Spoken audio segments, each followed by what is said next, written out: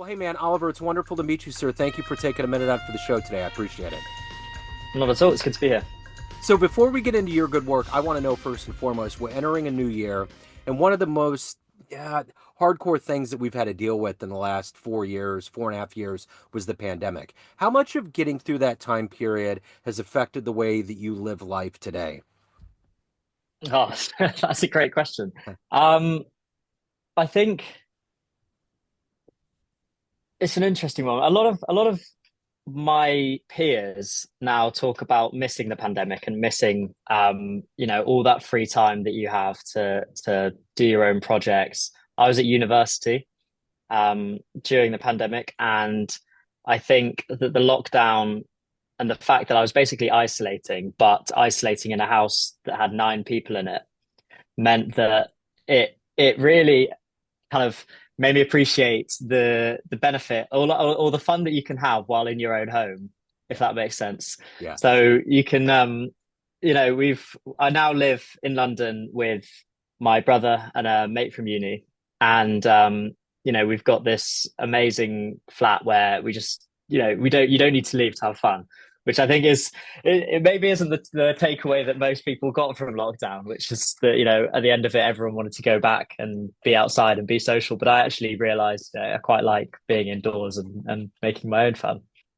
But I think that's was kind of the silver lining of living through this. There's so many people that had good experiences and things that maybe you wouldn't have realized if life didn't slow down and you had to be at home. Yeah, absolutely. I mean, yeah, we my brother and I, we all moved back to my parents' house. And we built a bar, so a home bar in our garage. We brewed our own beer. We drank a lot of wine. And yeah, it was actually just such good fun. That's awesome. Speaking of wine, let's get into the work that you do. And to get to the heart and soul of what you do on a daily basis, I want to put you in front of a bunch of kids, grade schoolers, third graders. It's career day. One of the kids in the back of the room is like, "Hey, what do you do for a living?" How do you answer them? I enable people to invest in fine wine in a way that has never been done before in the wine markets. Um, so the problem with investing in fine wine is that you need a cellar, you need somewhere to store it, otherwise it doesn't hold its value. You need, deep insight into the fine wine markets, and both in terms of knowing what to buy, but then also accessing the stock. So you need to be able to find the right people who are selling the right thing at the right price, and you need to know what the right thing is. Because of that, the wine investing world has remained pretty opaque, and you basically have a bunch of people saying, this is good, trust me, here, give me £20,000, $20,000 of your hard-earned money, and I'll go and invest it in wine. And then when you reach out to them in 2 years' time and you ask them how's it going, they say, yeah, it's going great. This is the value, and you have no idea whether they're telling the truth or not. And then when it comes to sell it, what's happening loads at the moment with quite a few of the kind of incumbent wine companies is that you go to sell it and they've told you all this time that it's doing really, really well. And then the time comes to sell, and either they can't sell it, or you're now being told that it's worth 10, 20, 30% less than what you've been told it's worth the whole time. What we do is we combat the front end of it by providing objective analysis. So we're massively data driven. We have a head of data who is doing some amazing work modeling, and before anyone makes an investment decision through WineFi, we basically give them all the information, which is which shouldn't be, but is novel to the wine world. Um, and then what we have is a platform that allows you to track the value of your wine in real time based on objective third party APIs. So that means that you don't have to take our word for it that it's doing well. You can log onto your platform account and understand how it's going. Um, and then we make it accessible by offering fine wine syndicates. So originally, to invest in good wine and to have a good diversified portfolio of fine wine, you need at least 50K probably to get something to get you off the ground. And then our data team has said that the ideally diversified portfolio of wine starts at around 300. So, that's not an everyday person investment, and that's not something that anyone can invest in. Yeah. What we do is we let people buy shares in a syndicate. So you invest alongside other syndicate investors, and you can invest from 3K. And then those syndicates will typically be anywhere from 100 to 350K, even more. Um, so yeah, it's multifaceted, I think is the best way to describe it. Absolutely, it is. So let me ask you this: what did you want to be in the third grade? What was your dream to grow up and become? Soccer player. Okay. Sorry. Oh, you're Yeah. good. Yeah, but I've always loved sport. And I think I'd be lying to you if I said, when I was in tell me how old third grade is, because it's different Uh, over here. 10, 11 years old. I've got a book from when I was about that age that my mum's kept, and it's we had a project at school and we had to say, what do you want to be when you grow up? And I had about five different professions on there. So I wanted to be a footballer, a lawyer. Um, I think lawyer just because I thought that that was like a clever job at the Yeah. time. Yeah. I didn't really know anything else about it. I think a comedian was on there, which is a bit embarrassing. But yeah, all sorts, to be Yeah. honest. So how did this happen? Take me back to where you were born and raised. What were these foundational seeds of not only wine, but investment and having this acumen? How did these get developed and cultivated into who you've become as a career guy? Yeah, sure. For me, it's a bit of a perfect storm. So my dad is a master of wine, which uh, to the uninitiated is like having a doctorate in wine. So it's the basically as qualified as you can be. He can drink a glass and tell you which side of which mountain in which region of which country it's from. Um, so like obviously it's super impressive. Apparently there are more people have been to space than there are masters of wine. Although I think that's probably slightly skewed by the fact that more people want to go to space than become masters of wine. Um, so that's the kind of wine side of it. My older brother, also did a degree in viticulture, so winemaking at university. So it's kind of ingrained in the family. And then I spent summers working on vineyards growing up. I went to Australia for 6 months and worked on a vineyard over there, which is really cool. And then I guess the investing side of it is that I've always been a bit of a maths nerd, and studied economics at university. Um, so yeah, it kind of all aligned quite nicely when you think about wine investing. So when did you realize that this was the right gig for you? You know, wine and investing. I know you come from that lineage, but when did you yourself feel like this was the calling? Was there a client? Was there a sparkle in someone's eyes? Was there a good contract? What happened? How did that happen? I think it's probably just a bit more vague than that, and maybe less of a discrete moment, and more the fact that um, I wake up and I'm excited, and I don't stop working, and my girlfriend's always saying, "Come on, let's take a break," and it's what I want to do, and it's where I derive enjoyment from. Yeah. And we've got a good culture at WineFi where everyone is like that. I think that's the beauty of wine, to be honest. It's like lots of people say, so if you're working, I don't know whether it's the same in America, but if you work for a football team in the UK, typically salaries are lower because people love it and they want to work there because they love it and not because they want to get paid really well. I think you have a similar thing in wine where it's just so interesting and there's so many different things. And then when you tie investing into it as well, it basically just brings together the large majority of my interests, which is good. So let me ask you this. Are you getting to a point where you can taste what side of the mountain the wine comes from? How good is your palate now? Um, I think a lot of it's genetic, and I don't think I actually got the great wine tasting genetics. I think my brother did, which is why I've got down the investing route. I think I'm definitely getting better. I'm not that good yet. But you can't spend this much time around wine. I think unfortunately though, a lot of my job is buying and selling wine that, you know, you'll drink once or twice in your life because it's such ultra premium stock that it's not so the stuff that I'm working around isn't the same as the stuff that I'd be drinking, if that makes sense. Yeah, no, I dig it. So the one thing that intrigues me about tastings, like I've been to whiskey and different tastings in wine. We have a big place that's next to me here that we do it, and I'm always amazed at how many different companies there are. It's like it's flooded with people. So in your business of helping people invest in Primo Vino, how do you get to a point where you get on that radar and you have risen to a place where you are above everyone else in the wine game and you're worth a lot of money? Um, I think, well, I'll try and answer that. We're definitely not there yet, Yeah, but I think for us, what we found is that people like transparency. So we are big on building in public on LinkedIn. So we basically post the ins and outs of the business. So not just about wine investing, but about what's going on with us just as a business. And yeah, we talk about, our successes and our failures. And I think that helps people relate. We, you know, call ourselves LinkedIn's loudest company, but everyone I speak to that's come across us has been like, all of my LinkedIn feed has been you guys forever. yeah, I think the other side to it, especially in the wine investing world, what will and is setting us apart is the fact that no one else is doing data analysis like we are.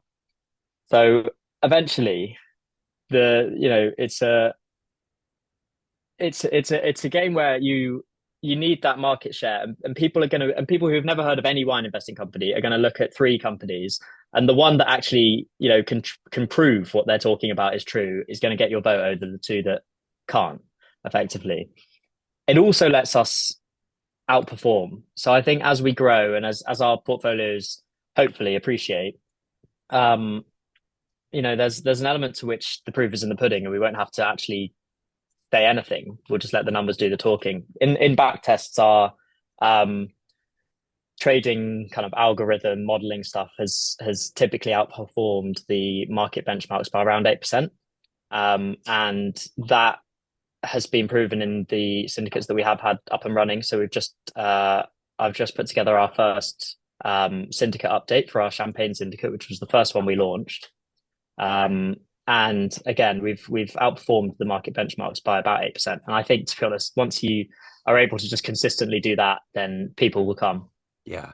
So who's been a hero for you? Who's been that inspiration for you in your work? I think I'd have to say my dad.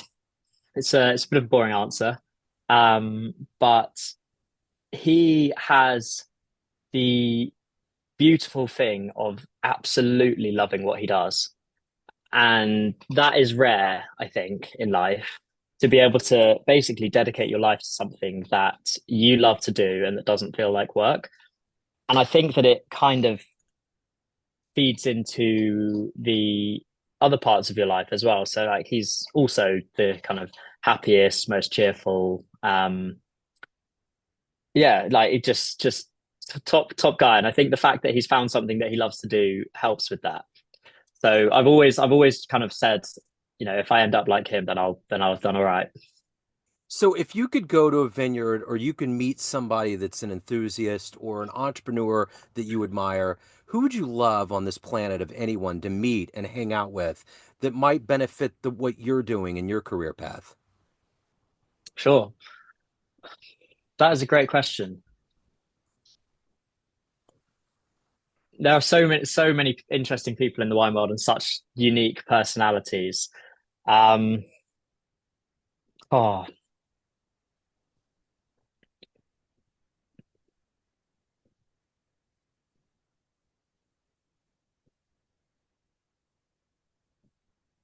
you've stumped me, to Okay, be you're fine. honest. You're fine. We can circle back around to this. So let me Yeah, ask you I'll this. have a think. What is the motivation for you to do the work that you do at a high level and to also evolve as a human? And you obviously have to keep up with what's going on in a very evolving market such as wine. Anything that we're doing culinary or drink wise, there's so much that's coming in. How do you stay on top of that and stay on the top of your game? Sure. What I think is it will slash is really important is so in fine wine investing especially, there are there's a limited world of places, producers, regions, and types of wine that we will see as a valid investment. So at the moment, that's limited to, or we've limited that to Bordeaux, Burgundy, Champagne, Tuscany, Piedmont, Napa Valley, and then the rest of world kind of comes under, and there's a few kind of anomalies in the rest of the world, but those are the core regions within which you can invest in wine.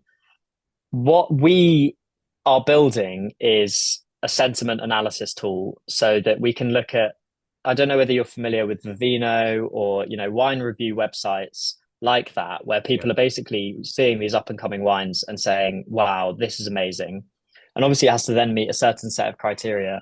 And then on the other side, there's just hype. It's almost impossible not to hear about it. So South Africa at the moment is really interesting. There are producers over there who, they could sell out the wine that they make 10 times over based on how many people want to buy it. And we have people coming to us and saying, if you can get hold of this, I will buy it as much as you can get me. Um, yeah, it's almost one of those things where we obviously will actively try and look out for it, but it will come and punch us in the face regardless. Yeah. What is the most coveted glass of wine that you ever had? Whether it was the most expensive or rare or from one of these coveted regions, what was that glass for you? Ooh, do you know at our Christmas do? So recently we invited a few of our investors along, and obviously the WineFi team. And one of our investors brought the most amazing bottle of Jacques Salos champagne, which is very hard to get your hands on. Yeah. And it just tasted amazing. You could drink it all day. I think that is probably like up there with some of the most coveted stuff. I think for me though, the stuff that I've enjoyed the most is, so the vineyard that I worked on in Australia is called Vas Felix, and they make some amazing wines. So they make a red wine called Tom Cullity, which is a Cab Sauv, and a Chardonnay called the Heytesbury Chardonnay. And that was kind of my introduction. I was 19 when I was working out there, and then maybe 2021 when I first tasted it. So I was back in the UK. I managed to get my hands on a bottle of the stuff that I was out there when they were picking the grapes. And it was such a cool experience. And it's a great wine. So it kind of Yeah. has that double bonus. Yeah, that's great, man. So let me ask you this. I remember about 2 months ago, I went to, you remember the movie The Shining, Stephen King's book? Yeah. The hotel that it was based on is in Colorado in Estes Park. We went to a wine tasting in the cellar there, and it was Wow. really cool. And this guy knew all, it was whiskey. He knew all the stuff about whiskey. And we were asking him, for the civilian people that can't afford the expensive stuff, what's the best stuff? And he was telling us.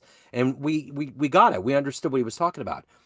For people out there that don't have the money to spend on expensive wines, on that consumer market, what's one of your favorite wines that most people can access, whether it's in the States or in the UK? Yeah, yeah, absolutely. Um, well, again, I'd like to say Vas Felix. You can get a bottle of they do, I think, three tiers of wines. And you can get a bottle of the standard release stuff for 20-30 pounds a bottle. I think, you know, basically with wine, you can find replicas of something. So a lot of the pricing comes down to prestige and history, and you can find stuff that is similar, if not better, at a much cheaper price point if you look elsewhere. So, they're making some amazing um, Bordeaux style wines in Italy now. And that's just because the it's an interesting story actually about Italian. It's slightly off topic because these wines are now also super expensive, but they were originally classed as table wines, and it's super Tuscan. So wines from Tuscany. The guy who first did it basically broke the rules of which grapes you're allowed to plant and how you're allowed to make wine in Tuscany. And because of that, the regulatory body were like, okay, well, this is now table wine. We're going to give it the lowest possible classification. Yeah. Um, and what he did is he planted uh, a vineyard full of these grapes that were typically grown in Bordeaux and had obviously garnered this massive reputation in Bordeaux. And he grew them in Tuscany, and he grew them in this little plot around the back of the site, so no one could see it from the road. Um, and from there, it has just blown up. And I think what you want to do is you want to try and find, if you want to taste stuff that's like the amazing wines from the most prestigious producers, find uh find producers who are doing similar things but in less coveted regions Yeah. is would probably be my advice. Okay. So No, but yeah, look in Argentina, okay. uh, South Africa, some amazing wine in Spain. Yeah, all It over. it almost seems like that kind of coveted underground thing like Banksy, like something that is so alluring, but it's mysterious. It's weird how these things pop up because I've heard stories about people that will kind of skirt the regulatory agencies and they get found out. But it makes people more interested because any PR is good PR, right? I mean, that's Yeah, just the way it yeah, is. So, yeah. Any PR is good PR unless you're running an investment business and you'll be able to take you seriously. yeah, for sure. So let me ask you this. Of everything that you've done in your career so far, what are you ultimately the proudest of? Oh, growing WineFi. I mean, the without a doubt, we've grown to seven figures in our first year with two and then three full-time employees. So it's been unbelievably hard work, and we've all put in the long hours. But building a process, both sales side and on the back end. So we have to buy all this wine, we have to store all this wine, we have to build it. So what I did to save costs at the kind of beginnings is just build a tool which you typically pay 15-20K a year for to manage your wine. So you and the wine, like I said, the wine trade has some interesting characters. What can happen is um occasionally a lack of attention to detail when you're buying stuff, and then you might not get sent the stuff that you bought and things like that. And you have to be super conscientious about that sort of thing. Um, so what I did is I built our own in-house tool to manage that side of the process, saved us having to pay, however much a year for the existing kind of market standard tool, and gives us more money to be able to go out and grow. And then obviously on the sales side, our Callum, our CEO, is the most naturally gifted salesman. So it's been a bit of a perfect storm, but it's good. So at the end of the day, Oliver, everyone has a perception of you. Family, friends, clients, colleagues, everyone that knows you, but you run the show. What's your perception of you? Who do you think you are? That's bloody deep. That's the therapy I'm question. too, yeah, I'm too British to be doing this much introspection. um, God, who am I? I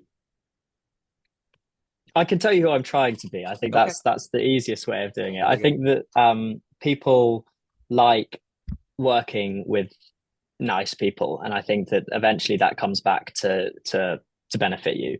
Um, there's a lot of narrative about being cutthroat and fighting your way to the top.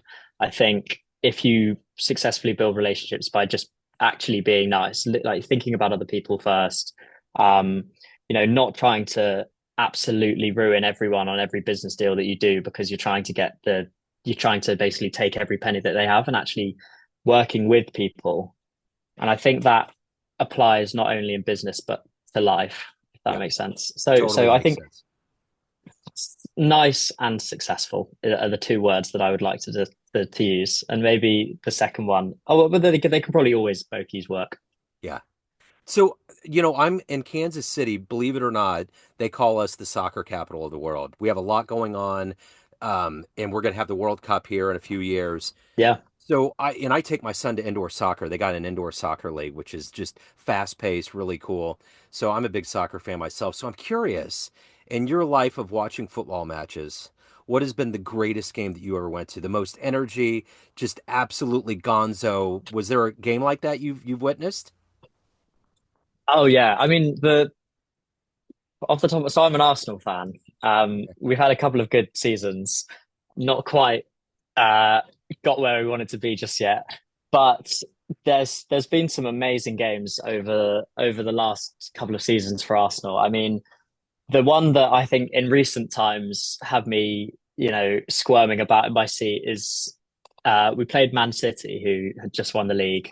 Yeah. Um, went 2-1 up, and then got a red card and spent the next 60 minutes of the game just frantically defending. I was there just like hiding behind the sofa, begging them not to concede. And in the very last minute, Man City scored. And it was just that real, like, that is just football, just that kind of highs of us scoring and going ahead, the frustration of the red card, just the like grippingness of us trying to defend for everything we had for so long of the game, and then the heartbreak in the last minute to finally concede that goal. As Even though it wasn't a great result for us, it was one of those things where you're like, that is why you watch football.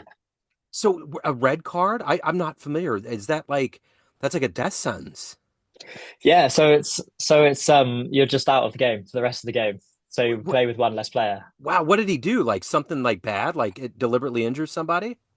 So he got a second. So yellow card is it's a warning Yeah, effectively. So he got two yellow cards. So it was two kind of minor infringements. I mean, it was the actual second yellow itself was, I think, debatable, but he basically just, I think, someone uh kind of jumped and went for the ball, and then the ref blew it as a foul, and then the guy kicked the ball away. Whether he was trying to didn't realize that the whistle had blown, yeah, or he was just doing it out of frustration, or being a not very um conscientious footballer.